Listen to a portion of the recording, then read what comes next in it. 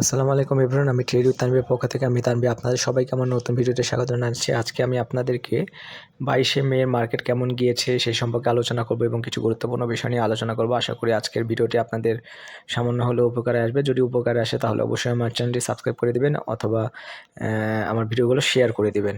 যাই হোক, কথা না বাড়িয়ে মূল ভিডিওতে যাই।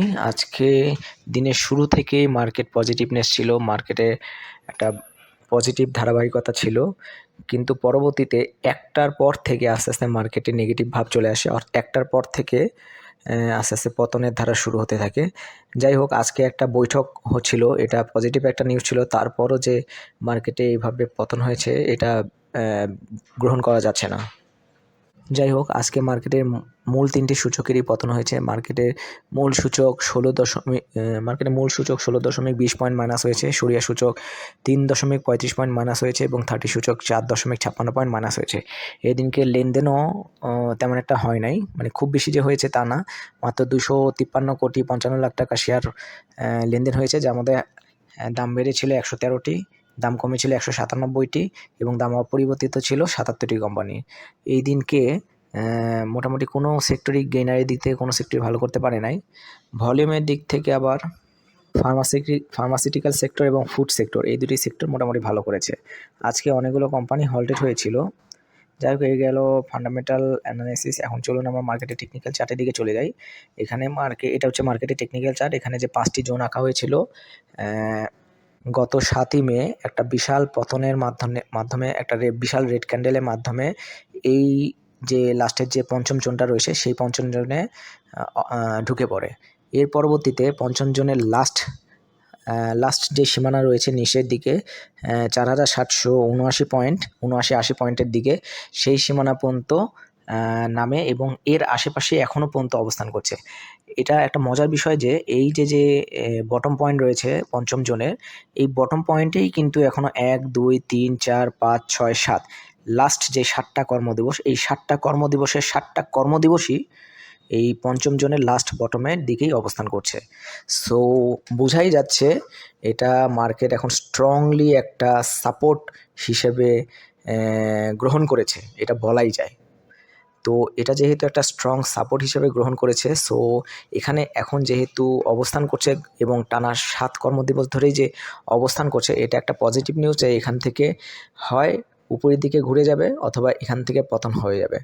তো যাই হোক, যেহেতু এখানে স্টেবল পজিশনে রয়েছে এবং মনে হচ্ছে আপাত দৃষ্টিতে যে এখানেই বা এই অবস্থানেই বা এই রেঞ্জের মধ্যেই বেশ কিছুদিন হয়তো ঘোরাফেরা করবে। অলরেডি 7 কর্মদিবস ঘোরাফেরা করা হয়ে গেছে।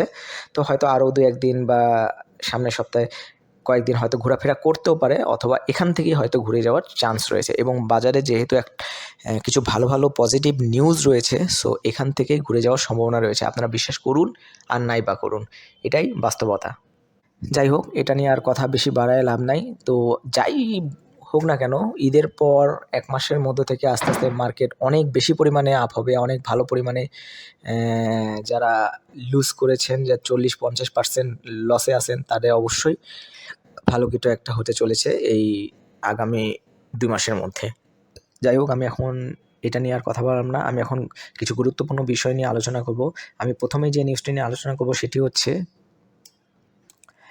আশা জাগানিয়া বৈঠকের দিনেও শেয়ার বাজারে বিপরীত স্রোত। তো যাই হোক, এই নিউজটিতে বলা হয়েছে যে প্রধান উপদেষ্টার বিশেষ সহকারী ডক্টর আনিসুজ্জামান চৌধুরীর সঙ্গে দেশের শেয়ার বাজার সংশ্লিষ্ট বিভিন্ন বিনিয়োগকারী সংগঠনের নেতৃত্ববৃন্দের উচ্চ পর্যায়ের একটি বহুল প্রত্যাশিত বৈঠক অনুষ্ঠিত হয়।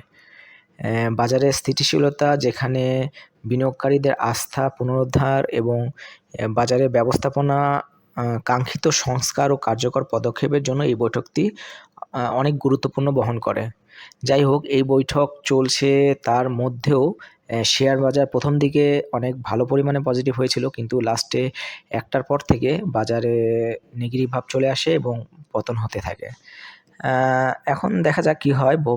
যেহেতু এখন পঞ্চম জোনটার ভিতরে রয়েছে এবং সাপোর্ট জোনে রয়েছে, স্ট্রং সাপোর্ট জোনে রয়েছে এবং মার্কেট এখনও এটা স্ট্রং সাপোর্ট জোন মেনেই চলছে। সো বলা যায় যে এই এই জোনে হয়তো কিছুদিন থেকে অলরেডি 7টা দিন থেকে 7টা কর্মদিবস থেকে গেছে, তো এখান থেকে হয়তো ঘুরে যাওয়ার একটা বিশাল সম্ভাবনা রয়েছে।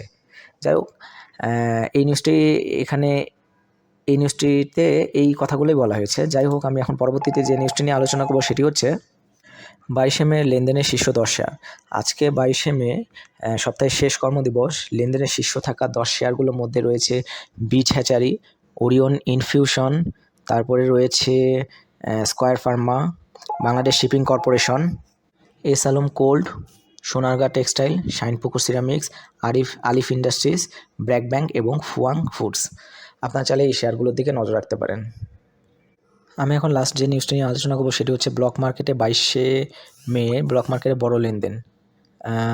এইখানে বলা হয়েছে যে আজকে ব্লক মার্কেটে যেই প্রতিষ্ঠানগুলো লেনদেন সবচেয়ে বেশি হয়েছে সেগুলো হলো উত্তরা ব্যাংক, গ্রামীণ phone, IFIC bank, Shyampur sugar, আমরা নেটওয়ার্ক। এই 5টি কোম্পানি ভালো লেনদেন হয়েছে, যার মধ্যে 3টি রয়েছে ব্যাংকের। যাই হোক, আপনারা চাইলে শেয়ারগুলোর দিকেও নজর রাখতে পারেন।